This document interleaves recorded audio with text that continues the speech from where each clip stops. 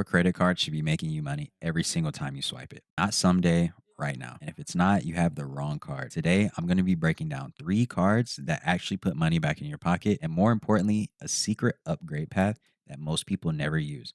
This isn't just about cashback, guys. This is about serious travel rewards that are actually smart. Let's get into it. So, section one, what is a gateway card?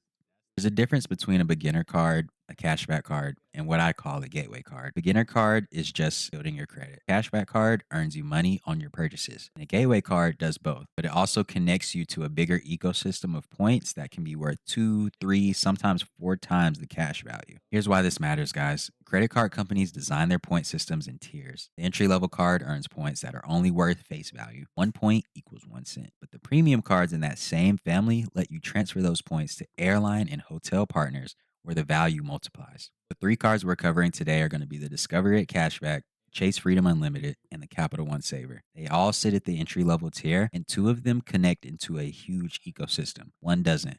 By the end of this video, you'll know exactly which is which and why it matters for your long-term strategy. So first up, the Discover It Cashback. No annual fee and no credit score required to start fresh. You earn 5% cashback on rotating categories every quarter. Think categories like gas, grocery stores, restaurants, Amazon, and more depending on the quarter. You have to activate the category, and it's capped at $1,500 in spending each quarter. That works out to $75 in a 5% rewards every 3 months.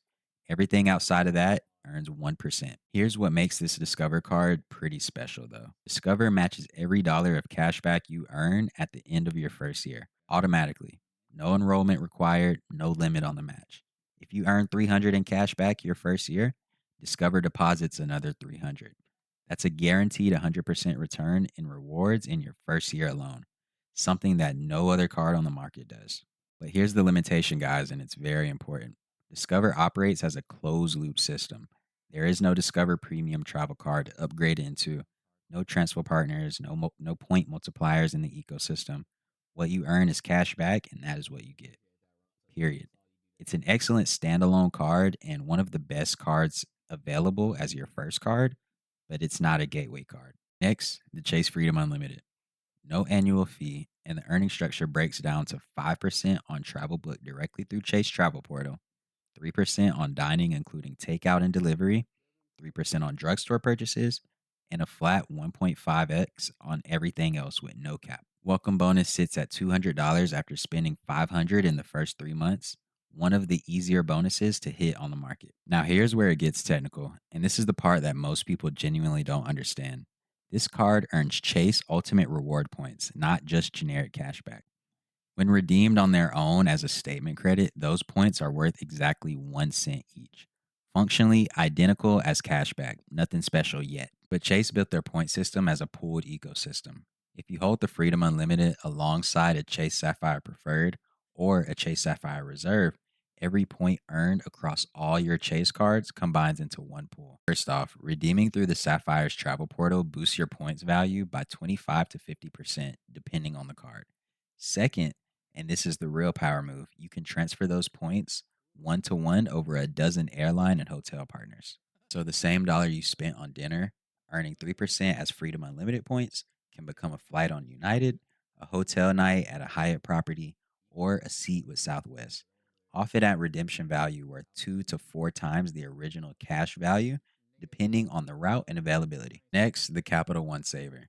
No annual fee, 3% unlimited cashback on dining, entertainment, popular streaming services, and grocery stores.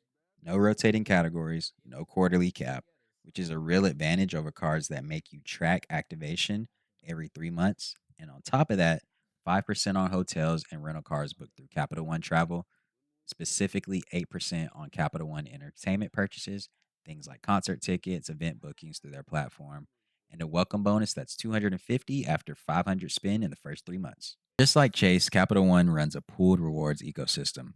Your Savor cash back is technically earned as Capital One miles behind the scenes. Even though it displays as cash back to you, if you pair the Savor with the Capital One Venture or Venture X card, you unlock the same kind of transfer access. Capital One miles convert to over 15 airline and hotel partners at varying ratios. Most commonly one to one, but some partners offer bonus transfer ratios during promotional periods. And here's why I'm spending this much time on something that sounds so technical.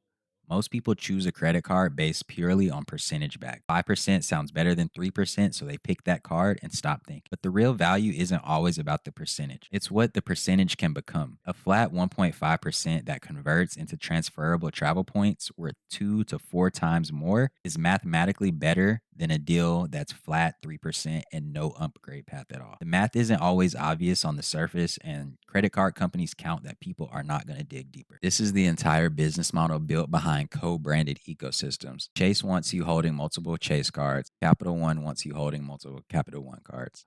Entry level no fee card is designed to be the easiest sell. The premium card is where they make their margin back on the annual fee, but also where you, the consumer, unlock real value if you understand how the system connects. If you're building credit from a lower score or want the absolute simplest structure with no ecosystem to learn, discover it. Cashback match in year one is mathematically unbeatable for a no fee card. If your spending is spread evenly across categories and you eventually want to access United, Southwest, Hyatt, or JetBlue, Chase Freedom Unlimited with the long term plan of adding a Sapphire card down the line is for you. If you spend heavily on food, streaming, and entertainment, and you're interested in the Turkish Airlines or Air France business class deals down the road, Capital One Savor with the Venture card is your eventual upgrade. So, guys, the best credit card isn't the one with the highest percentage on paper. It's the one that fits how you spend and connects where you want to go. Start with one of these three, use it correctly, keep utilization under 10%, and you're not just building credit. You're building access into a points ecosystem that can take you places for a fraction of the cost.